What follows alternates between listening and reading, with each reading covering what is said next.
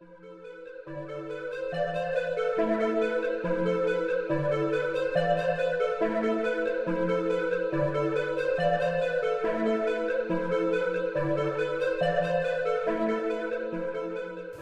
you imagine living your life not worried about anything more than what to do next, when all of a sudden you and your peers are being hunted down for no apparent reason? Just because you went to church, you're a target, and the only option is to renounce your faith. Do you have the courage to hold on and say no? Would you still be able to hold on in the face of death? Ignatius Maloyan did, and he welcomed death with open arms for his faith. He was truly a devoted and strong person.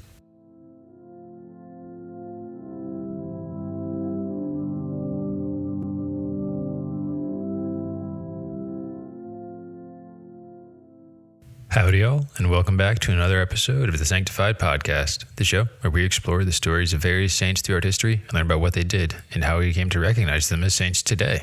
Today, we're going to explore the life of Saint Ignatius Maloyan, one of the most influential martyrs of the horrible event known as the Armenian Genocide. And I have to get out of the way really quick that it was surprisingly challenging to organize the information about Ignatius Maloyan because many of the sources that I used had mixed information and not enough really synced up for me to comfortably say that that's the true story.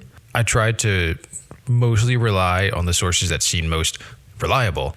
So most of the information today comes from the Vatican's website and a book called Catholics and Sultans, the Church in the Ottoman Empire from 1453 to 1923 by Charles E. Frazee from Cambridge University, which I feel like those are two fairly reliable sources. So, without any further ado, we'll get into the life of Saint Ignatius Maloyan. Saint Ignatius Maloyan was born in Mardin, Turkey on April 9th in 1869. His birth name was actually Shukrala. He didn't have the name Ignatius until he was 28 years old when he finished his studies at the Armenian Catholic Cathedral in Zumar, Lebanon. His parents were Melkon and Feride, and they were fairly average people. They weren't poor, but they weren't wealthy. From a young age, Shukrala showed signs of a higher calling, and his parish priest noticed this about him. He recommended Shukrala to the Armenian Catholic Cathedral School in Zumar, Lebanon, when he was just 14 years old.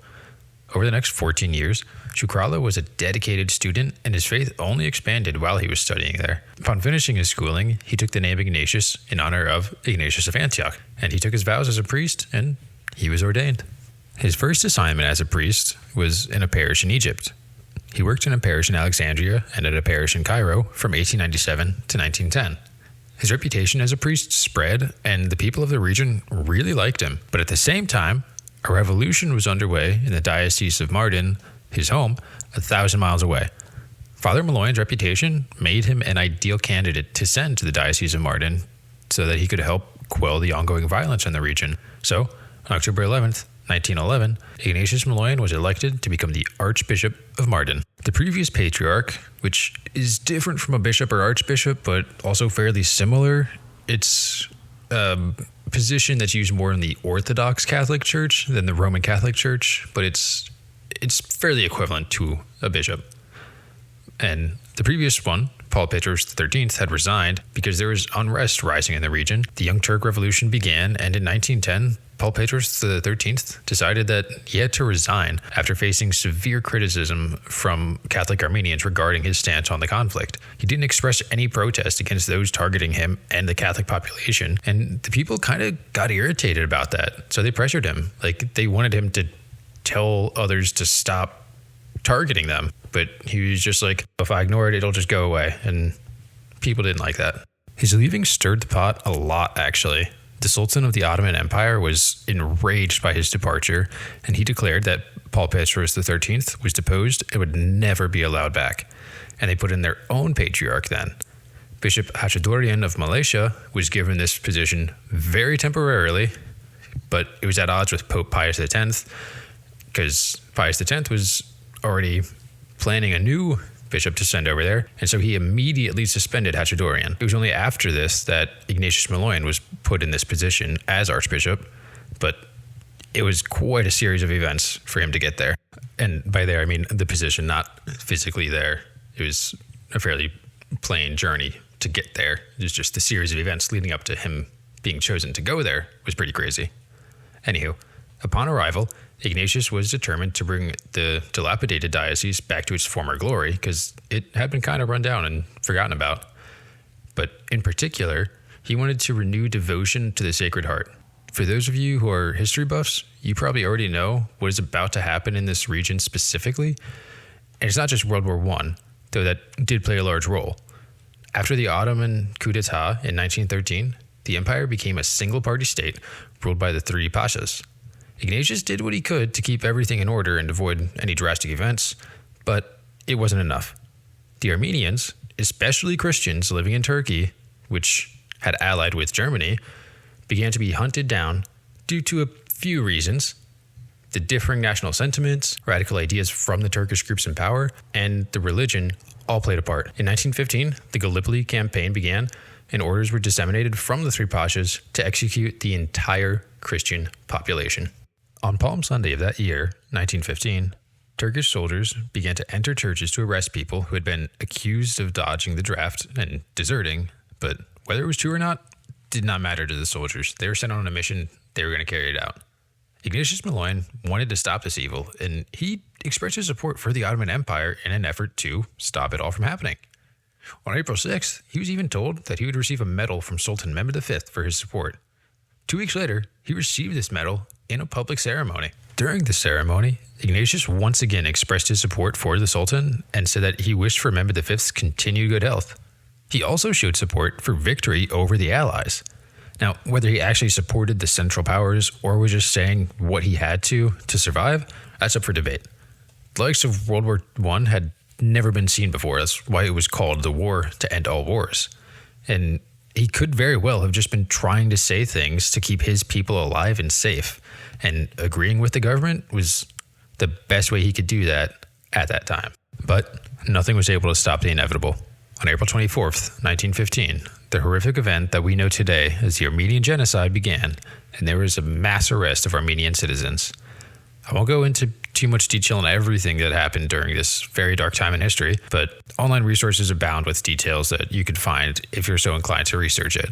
By the end of the Armenian Genocide, upwards of 1.5 million Armenians were killed. An order had been given out to capture all Christians and eliminate them, but there were some in power who didn't agree with this, and they expressed that sentiment, but it wasn't enough to make a difference. They were just replaced with somebody else who was willing to fulfill the orders.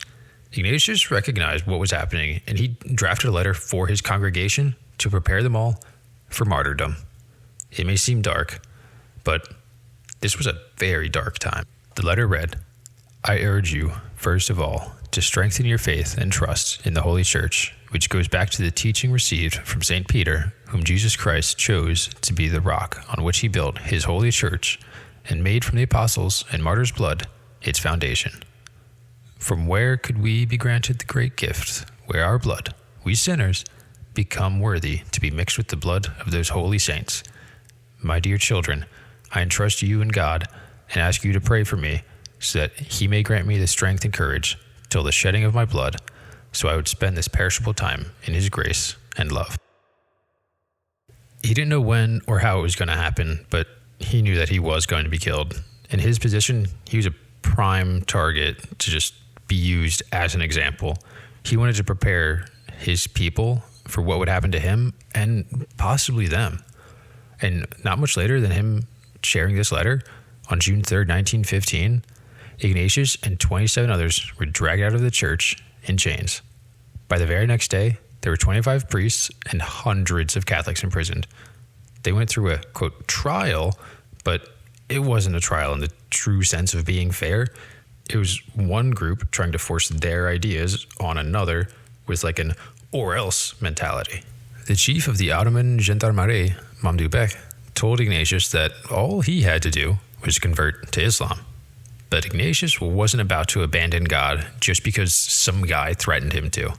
Ignatius told Mamdu that he would never betray Christ, and he was ready for any sort of sufferings that he may endure. And if he died, he would die happy because it was because of his love for Christ.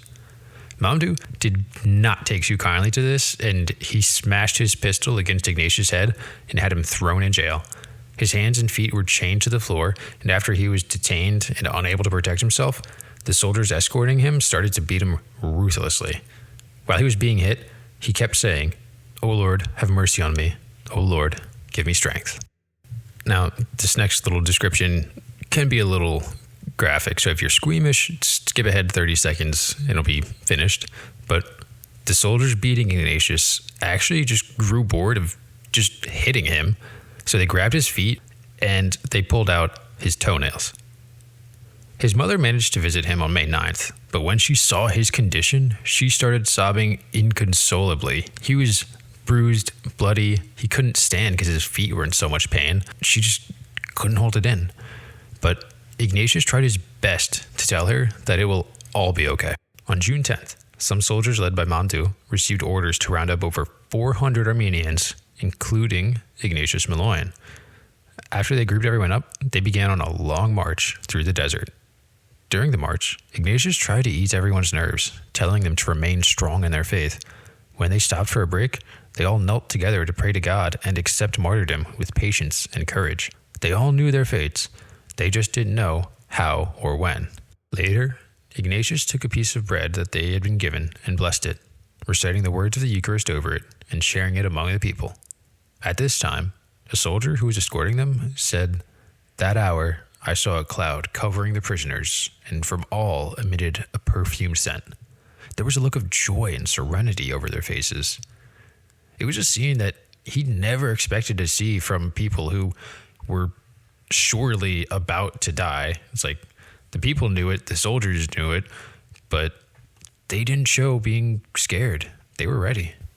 After continuing the march for a little bit longer, they stopped once again and offered everyone the opportunity to convert to Islam and live. But almost all of them refused. One soldier said, "We have never seen people so strong in their faith. If the Christians had captured us and offered us the same chance to convert, we all would have become Christians."